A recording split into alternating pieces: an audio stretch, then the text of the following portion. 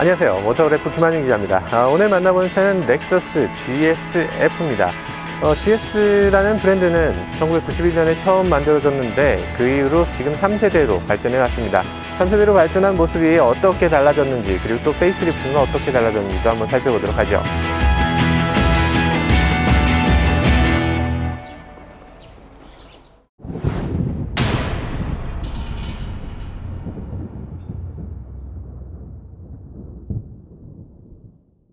고생하시네요. 오늘 굉장히 어떤 내용이 될지 굉장히 걱정이 많습니다. 지금 차가 이렇게 꿀렁대나요?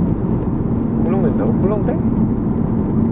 잔진동이 느껴지는 편이긴 한데 꿀렁대는 것 같진 않은데요? 그러니까 이게 잔진동과 꿀렁과 이 표현이 되게 세상에 많잖아요. 근데 꿀렁은 아닌 것 같아요. 토도독, 타다닥 이런 식의 느낌인지 지금 많은 분들이 이 스포츠카에 익숙하지 않은 것 같아요.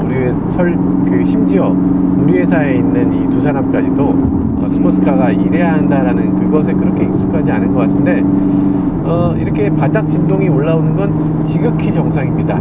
바닥 진동이 올라오는 게 어느 정도 있어줘야 조금 더 안정적으로 운전을 할 수가 있어요. 또 안심이 되고.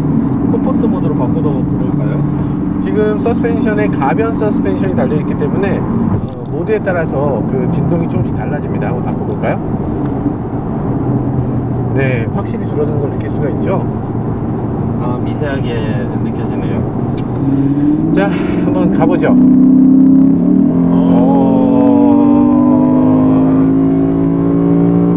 배기음이 상당히 듣기 좋네요. 만족스럽지 않습니까? 이건 진짜 엄청난 사운드 아니에요, 이건?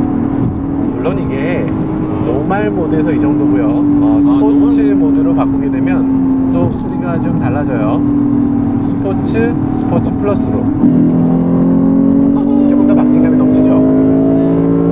사운드가 정말 압권인데, 이게 한 4,000, 5,000 RPM을 넘어갈 때 그때 이 공명이 생기는데, 그 공명이 아주 묘한 공명이 딱 일어납니다. 정말 심장이 불끈 이렇게 솟아오르는 것 같은 그런 느낌이 드네요.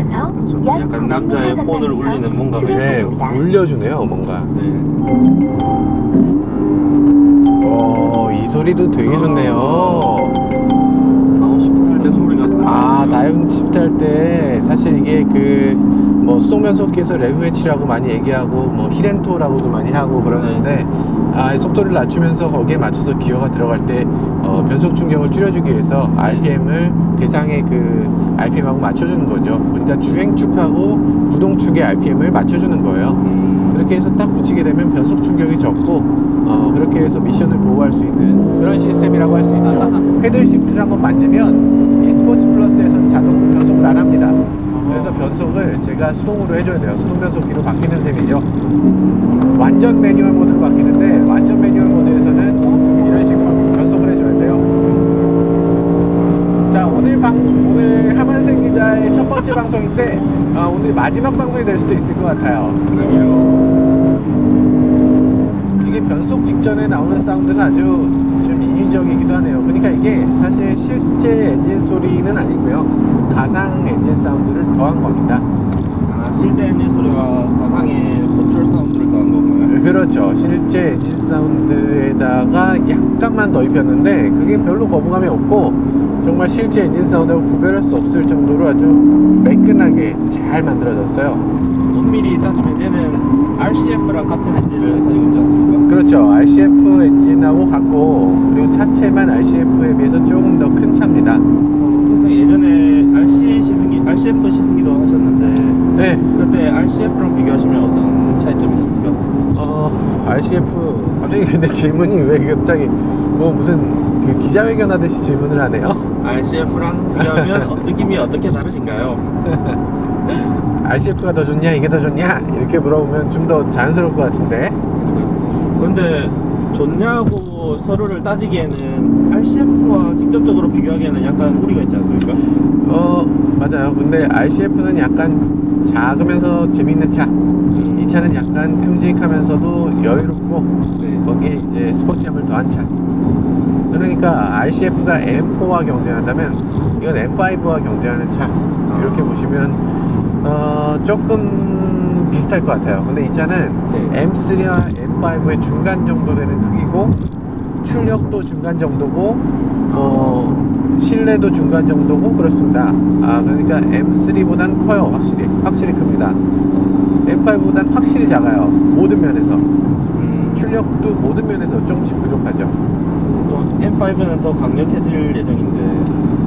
그렇습니다. 더 머나먼 자동차가 돼가겠죠. 근데 이 GSF는 그래서 많이 안 팔립니다. 뭐 GS가 단종된다는 소문도 있던데요.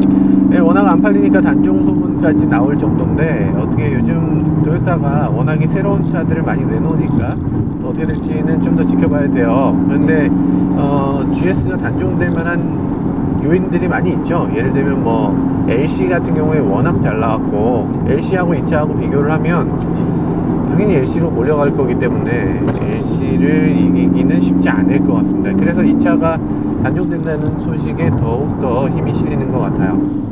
지금 평균 연비가 4.1km가 나오네요. 비보호 좌회전입니다.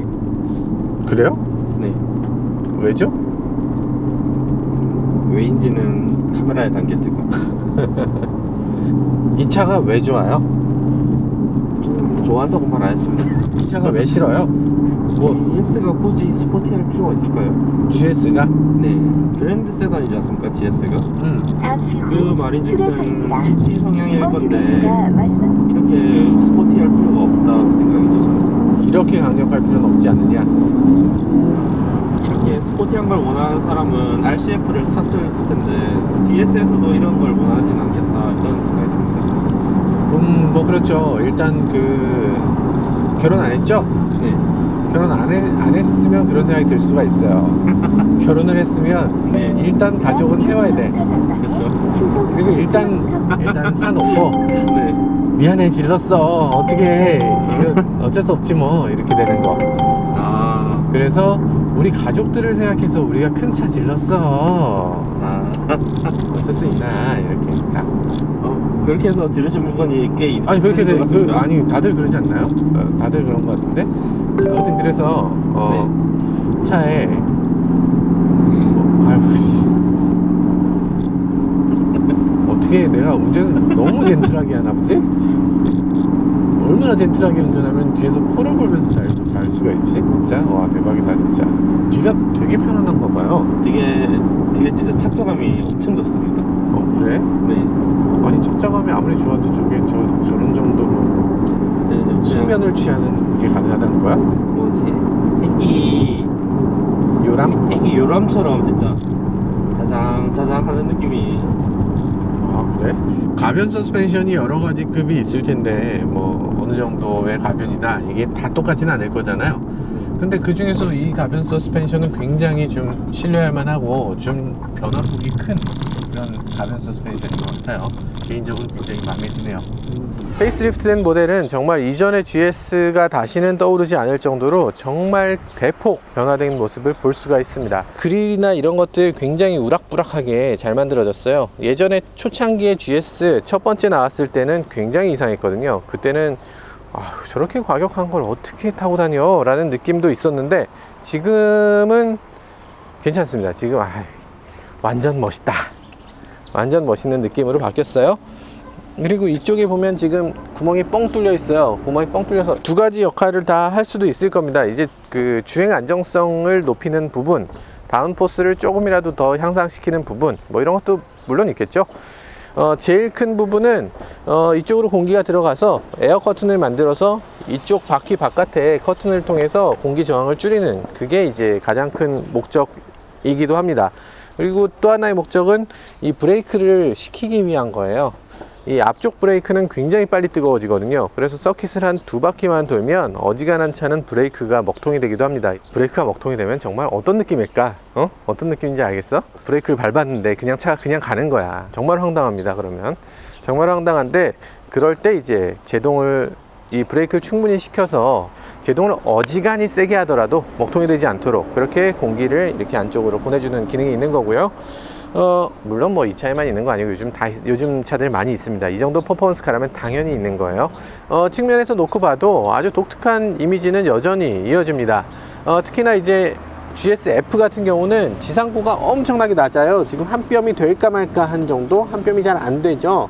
이 정도의 지상고라면 거의 뭐 과속 방지턱이 걸리는 거 아니야 싶을 정도의 그런 높이인데 걸리진 않습니다. 지금 괜찮아요.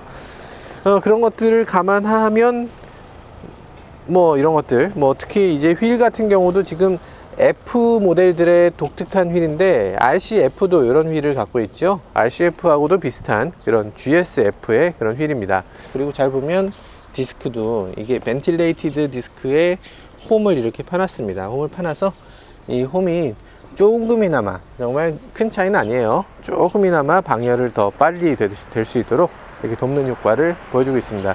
방열이 빨리 되는 효과도 있고, 그리고 이게 그 브레이킹 할 때 소리가 나는 걸 막아주는 효과도 있어요. 캘리퍼도 지금 엄청나게 크죠. 캘리퍼가 지금 이게 뭐 캘리퍼 크기가 이게 6P가 들어있습니다. 하나, 둘, 세 개가 있고 반대쪽에 또 세 개가 있어서 브레이킹 시스템을 6P로 갖고 있어요. 이 정도 된다면 이 브레이크가 뭐 열을 받는다거나 뭐 그런 예상하는 것보다 좀 심하게 달려도 크게 문제될 것 같지 않네요. 뒤쪽도 마찬가지로 꽤 굵은 직경의 그런 디스크를 사용하고 있고, 이 정도면 브레이크에서는 적어도 정말 남아도는 그런 성능을 보여줄 것 같습니다. 뒤에 오면 이게 그렇게까지 고성능 세단인가 하는 생각이 들 정도로 좀 밋밋해요. 뭔가 이렇게 뭐 없잖아요. 뭐 날개 하나 달린 거 그 외에는 그다지 뭐 그렇게 강력한 느낌을 주는 게 별로 없거든요. 특히나 이 정도 급 되면은 이 아래 부분에 좀 우락부락한 그런 뭐 스포일러라든지 이런 것들을 좀 달아줄 만도 한데 그런 것들이 없어요. 그래서 좀 아쉽긴 합니다. 좀 아쉽고, 그리고 트렁크도 전동 트렁크를 갖고 있어요. 굳이 필요 없는데 왜냐하면 트렁크 안에 별게 없거든요. 트렁크 안에 지금 이 타이어가 가운데 이만한 스페어 타이어가 달려 있어요. 스페어 타이어가 너무 큰 거지, 너무 커서 여기에 뭐 짐을 싣더라도 짐이 좀 이렇게 판판한 짐은 잘 못 싣고 뭔가 이렇게 조그만 짐을 여러 개 싣는 정도, 그런 형태로 되어 있습니다. 스페어 타이어는 이렇게 뚜껑 덮개로 해놓고 차를 설계를 다 해놓은 다음에 스페어 타이어 넣을 공간을 아차! 하고 마지막에 넣은 것 같아요. 내가 스페어 타이어 넣는 공간을 설계를 안 했네? 네, 그래서 이렇게 된 것 같습니다. 19인치 스페어 타이어는 처음 보셨죠? 네, 19인치 스페어 타이어를 보기는 굉장히 힘들 텐데 어쨌든 저건 템포러리로 사용하는 타이어입니다. 절대로 저걸 오래 사용하라는 게 아니에요. 트렁크 공간하고 이 뒷모양은 그렇게까지 제 마음에 들진 않네요. 이런 것들 지금 렉서스가 추구하고 있는 게 무엇인지를 보여주는 그런 아주 역동적인 그런 옆모습을 보여줍니다. 특히나 가장 인상적인 것은 이게 뭐 무슨 다른 BMW 같은 경우는 이 부분을 뭐 호프마이스터 킥 뭐 해서 이제 뭐 아주 독특한 것으로 포장하곤 하는데요. 사실 렉서스도 그런 느낌을 갖고 있습니다. 이렇게 해서 이어가는 거. 이게 GS도 있지만 IS도 있고 모든 렉서스들이 이 라인을 그대로 조금 더 이어가는 형태로 만들어가고 있어요. 이건 아주 독특한 거죠. 엔진룸도 한번 볼까요? 서스펜션이 이게 뭐 양쪽으로 그냥 어마어마하네요. 더블 위시본으로 양쪽을 커버한 이런 서스펜션이네요. 더블 위시본으로 만들다 보니까 이게 서스펜션이 타워로 이렇게 위로 올라오는 게 아니라 이렇게 안쪽으로 기울어져 있는 걸 볼 수가 있어요. 양쪽이 WC 본으로 되어 있는 자동차들은 다 이렇게 안쪽으로 많이 밀려 들어옵니다. WC 본이 무조건 좋다는 건 아니지만 적어도 자동차 서스펜션에 이 정도로 신경을 썼다라는 그런 의미가 되겠죠. 엔진룸의 상당 부분을 서스펜션에 할애하고 나니까 엔진룸이 얼마 남지 않아요. 그래서 엔진을 배치하는데 굉장히 신경을 쓰게 되고 이 차와 다른 차가 플랫폼을 공유할 수 없게 됩니다. 그러니까 비용이 많이 들어가는 서스펜션이란 얘기죠. 비용을 이렇게 많이 들이는 서스펜션이라면 튜닝이라든지 이런 것도 얼마나 신경 썼겠어요. 그런 점에서 믿음이 가는 그런 서스펜션 구조라고 할 수 있죠. 네, 이렇게 엔진룸을 보면 야, 진짜 이건 너무한 거 아니에요? 딱 봐도 너무 멋있지 않아요? 엔진룸 안쪽에까지 도장을 했어요. 엔진에다가 도장을 이렇게까지 멋있게 하는 브랜드는 페라리하고 마세라티 정도? 람보르기니까지 뭐 그러고 나서 렉서스가 있네요. 멋지다. 그리고 이 V8 엔진은 그 양쪽이 대칭형으로 만들어져 있어요. 사기통을 붙인 것 같이 돼 있죠.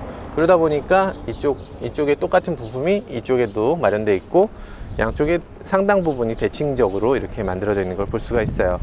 근데 조금 아쉬운 부분은 다른 V8 같은 경우는 멋을 부리기 위해서인지 이렇게 기구를 양쪽으로 이렇게 뽑아내는 경우도 있는데 이 차는 그렇게까지 하진 않았네요. 자연흡기 엔진에 대한 로망이 누구한테나 조금씩은 있잖아요. 그 자연흡기에 대한 로망을 충족시켜주는 몇 안 되는 엔진이라고 할 수 있겠습니다. 네, 지금 5.0L 가솔린 엔진을 선택했고요. 그리고 이 5.0L 가솔린 엔진은 워낙 오랫동안 사용한 엔진이기 때문에 신뢰도도 굉장히 높고 많이 믿음이 가는 그런 엔진입니다. 사운드도 굉장히 좋을 것, 말할 것도 없고요. 뚜껑 안쪽은 지금 흡음재로 이렇게 만들어져 있는데요. 렉서스의 다른 엔진들과 마찬가지로 굉장히 소음과 진동을 조금이라도 감소해주는 역할을 해주고 있어요. 좀 눈물겹게도 엔진이라든지 이런 무게가 나가는 부품들을 최대한 차체의 안쪽으로 이렇게 밀어 넣었습니다. 여기 바퀴축이 이쪽에 있다면 바퀴축에서 이 엔진은 상당히 안쪽에 들어가 있어요. 지금 바퀴축이 엔진의 시작점에 거의 맞거든요. 그 얘기는 만약에 페라리가 이 차를 만들었다면 프론트 미드십이라고 얘기를 할 거예요. 그런 정도로 프론트 미드십에 가까운 그런 엔진입니다. 그리고 저기 보면 배터리도 저렇게 끝까지 정말 그 뒷벽에 맞닿을 때까지 뒤로 밀어 놓은 걸 볼 수가 있어요. 정말 설계에 굉장히 공을 많이 들였다는 생각이 드네요. 뒷 트렁크에 저 배터리까지 넣으려고 했으면 아마 트렁크가 전혀 남아나지도 않았겠죠. 경쟁 모델은 조금 애매해요. 이 차를 뭐랑 비교해야 돼? M3랑 비교한다면 M3보다는 전장은 훨씬 깁니다. 독일 차들은 휠베이스 끝에서 바로 끊어버리잖아요. 근데 이 차는 요 앞에서부터 여기까지가 허당이에요. 이만큼이 더 있죠. 전장만 놓고 보기에는 조금 미심쩍은 부분이 있어요. 어쨌든 이 휠베이스는 M3보다는 길고 M5보다는 짧은, 그리고 C클래스보다는 길고 E클래스보다는 짧은 그런 휠베이스를 갖고 있습니다. 그러니까 실내도 중형차는 아니고 준대형보다는 조금 작은 실내를 갖고 있어요. 특히나 뒷좌석에 한번 가볼까요?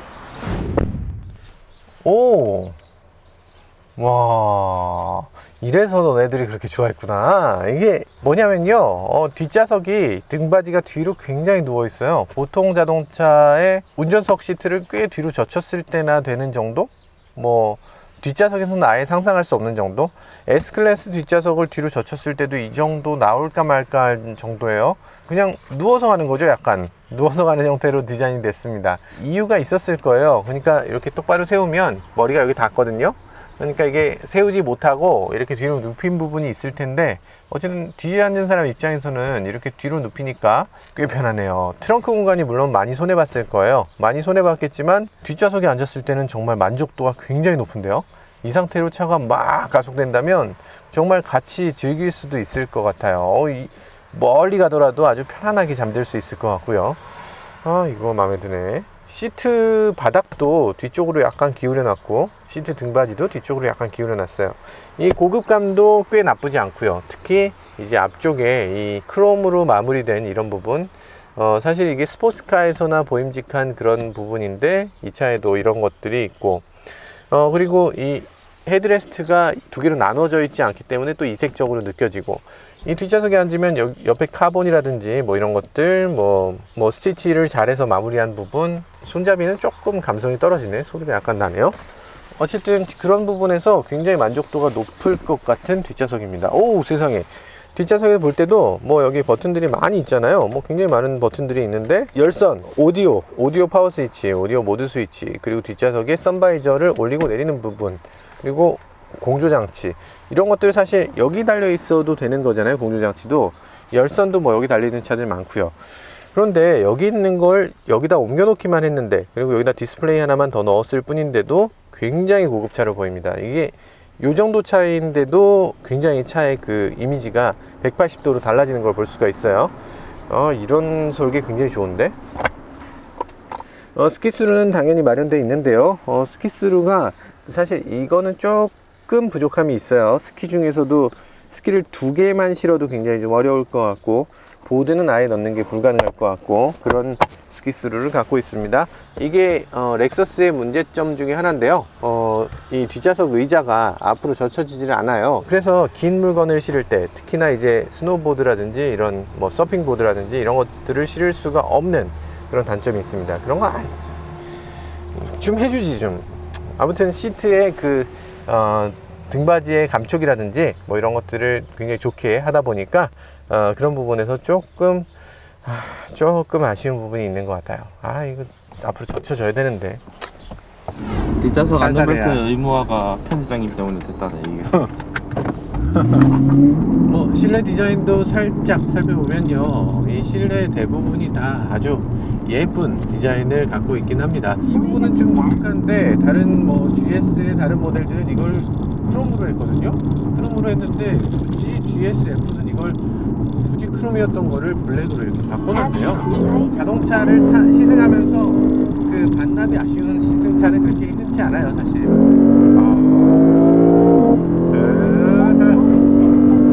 소리가 너무 좋아. 소리가 너무 좋아. 왼쪽 도로입니다. 반할 것 같아.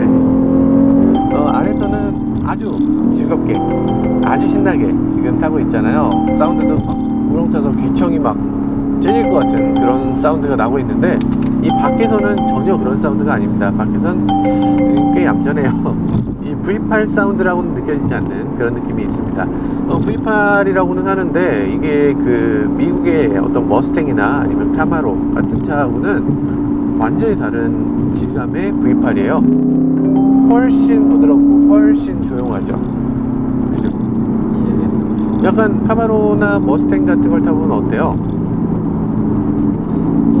RPM이 느껴지는 그렇죠. 그런 느낌이죠. 약간 부등부등 하는 그런 느낌이 있잖아요. 예를 들면 머스탱은 가만 세워놓고 있으면 북을 쳐.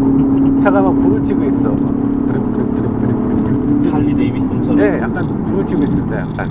근데 그 북치는 소리가 이 차에는 없어요. 이 차는 V8이지만 아주 얌전하고 아주 점잖은 정말 매끈한 V8로 만들어놨어요.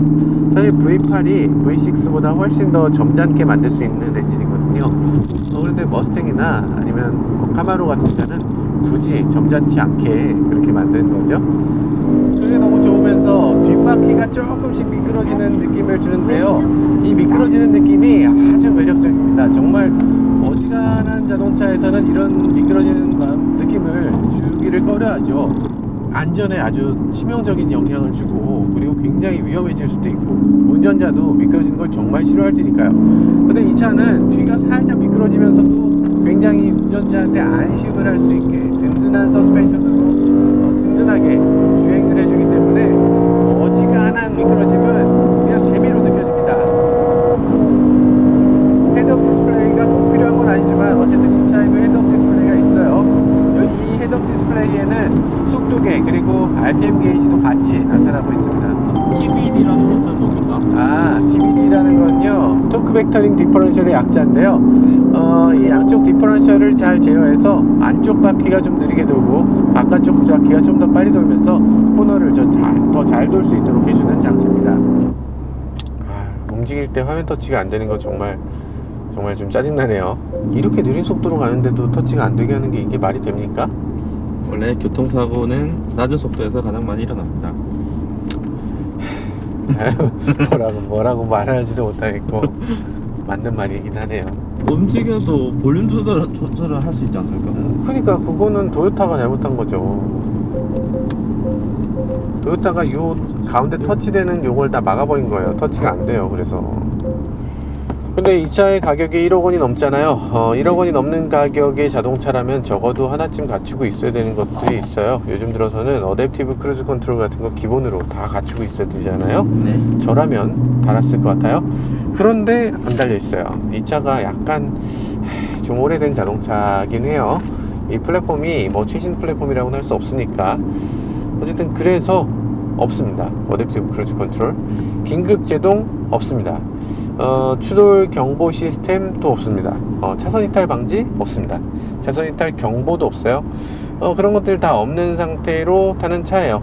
그냥 심플하게 가장 기본적인 것을 즐기는 차, 가장 근원적인 것을 재미로 느끼면서 타는 차 라고 할 수 있어요. 일단 에코모드로 달려보는데 이 에코모드는 다른 RPM 게이지가 거꾸로 되어 있어요.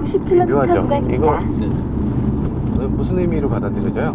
약간 파워 리저브 같은 느낌 아닙니까?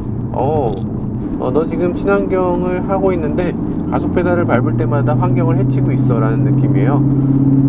너 우리 친환경이 이렇게 없어져 가고 있어, 괜찮아? 뭐 이런 식의. 속도계가 요만해요. 속도계 요만. 되게 희한하지 않습니까? 이 차 뭐가 좋은 것 같아요? 고성능 세단인데 되게 편한 게 마음에 듭니다. 좀 약 승차감도 편할 500m 뿐만 아니라 전방에 앞좌석도 스포츠 시트라고는 하는데 규정 속도를 차 타감이 준수하여 엄청 편한 주십시오. 편입니다. 아니 스포츠 시트 치고 이렇게 몸도 잘 잡아주면서 동시에 편안한 것까지 갖추어 놓고 있어요.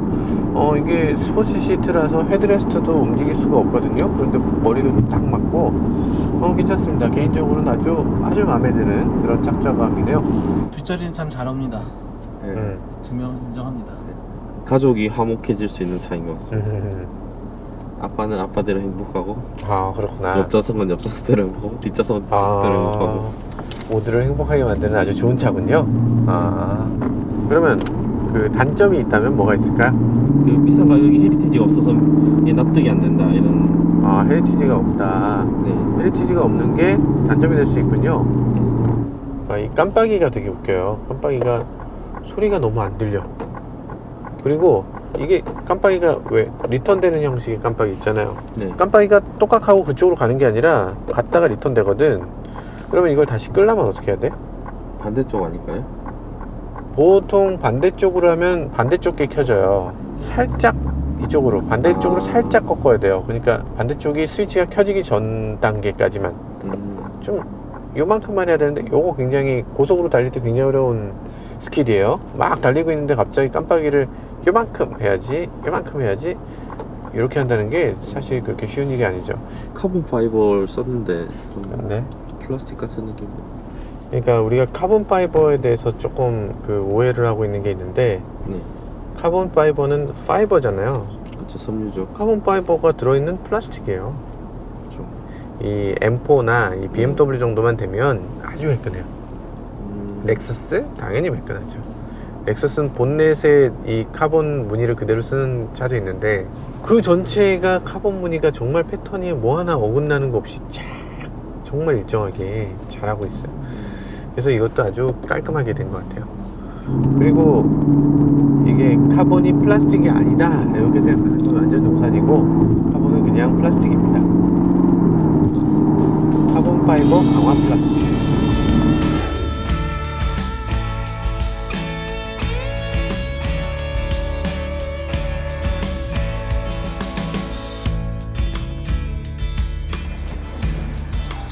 네, 지금까지 렉서스 GSF를 시승해 봤는데요. 렉서스 GSF는 굉장히 귀한 차예요. 굉장히 소수의 차만 판매되고 있죠.